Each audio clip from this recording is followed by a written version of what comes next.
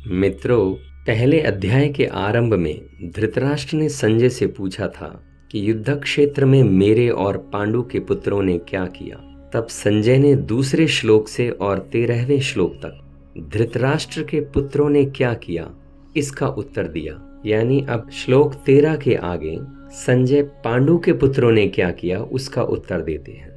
हमने 12वें और 13वें श्लोक में यह जाना कि प्रधान सेनापति भीष्म पितामह ने जब शंखनाद करा तो वहां उपस्थित सेना नायकों में खुशी की लहर दौड़ गई और सभी के ढोल, बाजे, शंख, मृदंग आदि इतनी जोर से बज उठे, उनकी आवाज गूंजती रही।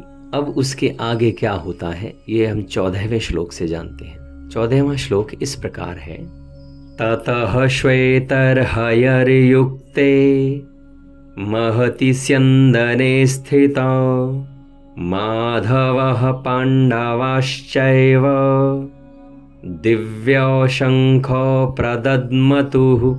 अर्थात उसके बाद सफेद घोड़ों से युक्त महान रथ पर बैठे हुए लक्ष्मीपति भगवान श्री कृष्ण और पांडुपुत्र अर्जुन ने भी दिव्य शंखों को बड़े जोर से बजाया। मित्रों, इस श्लोक का अर्थ जितना सरलतम महसूस होता है, इसका भाव उतना ही गहरा है। इस श्लोक के भाव को हम समझने का प्रयत्न करेंगे। कौरवों के प्रधान सेनापति भीष्म के द्वारा शंखनाद कर देने के बाद पांडवों की सेना में सबसे पहले भगवान श्री कृष्ण के द्वारा शंखनाद होता है, जबकि होना तो यह चाहिए था कि पांडवों की सेना के प्रधान सेनापति यानी धृष्टद्युम्न के द्वारा शंख का नाद होना चाहिए, जबकि यहाँ ऐसा नहीं हुआ, क्योंकि भगवान श्री कृष्ण के द्वारा बजाया गया शंखनाद प्रतिक्रिया नहीं था, ये प्रति उत्तर था, यानी रिएक्शन नहीं था, रिस्पॉन्स था।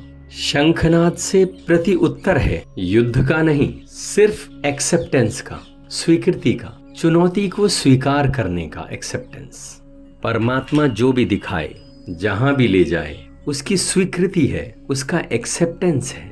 इसे थोड़ा समझना जरूरी है। जीवन चुनौती है और जो उस चुनौती को स्वीकार नहीं करता वो मिट जाता है, वो जीते जी ही मर जाता है। पश्चिम के एक विचारक हुए जॉर्ज बर्नार्ड शॉ ने एक बार कहा था कि लोग मरते तो पहले हैं, दफन बाद में किए जाते हैं। मरने और दफनाने में कई साल का फासला रहता है। जीवन तो प्रतिपल चुनौती की स्वीकृति ही है। स्वीकृति क्रोध से भी भरी हुई हो सकती है, लेकिन अगर वो क्रोध से भरी हुई होगी तो वो प्रतिक्रिया हो जाएगी, रिएक्शन हो जाएगी। लेकिन यदि चुनौती की स्वीकृति खुशी से होगी या प्रफुल्लता से होगी तो वो प्रति संवेदन बन जाएगी, यानी प्रति उत्तर हो जाएगी, यानी वो रिएक्शन नहीं होगी, वो रिस्पॉन्स बन जाएगी। तो कौरवों के प्रधान सेनापति भीष्म के द्वारा बजाए गए शंखनाद के बाद भगवान श्री कृष्ण के द्वारा बजाया गया शंखनाद सिर्फ एक रिस्पॉन्स है, यह बताते हुए कि जीवन जिधर ले चला है, यदि जीवन युद्ध के मैदान में लाकर खड़ा कर देता है तो यह भी स्वीकार है। यहाँ सोचने वाली बात है कि पहला शंखनाद कौरवों की तरफ से ही होता है। युद्ध के प्रारंभ का दायित्व कौरवों का है। कृष्ण सिर्फ प्रति उत्तर दे रहे हैं, रिस्पॉन्स कर रहे हैं, यानी अगर युद्ध ही है तो वो उसके उत्तर के लिए तैयार हैं। पांडव भी पहले शंख बजा सकते थे, जबकि भीम तो पूरी तरह से गुस्से में भरे हुए थे। उन्होंने तो प्रतिज्ञा कर रखी थी, जब तक दुर्योधन की जंघा ना तोड़ दूं और उसकी मृत्यु ना कर दूं, तब तक चैन से नहीं बैठूंगा। और द्रौपदी अपने केश दुशासन की छाती के लहू से न धोएगी, तब तक द्रौपदी अपने केशों को बांधेगी भी नहीं।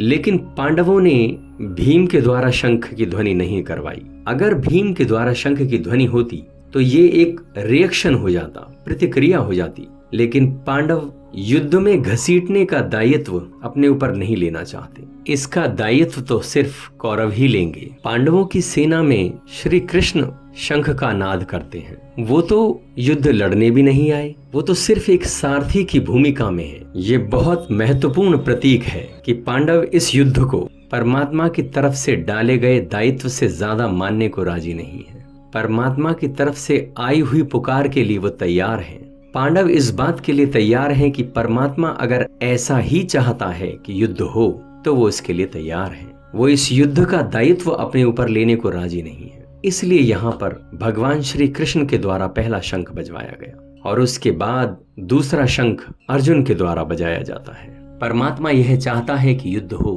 तो उसमें हार करके भी खुशी है, और अगर अब हार भी आनंद हो सकती है तो ये रिएक्शन नहीं है, रिस्पॉन्स है।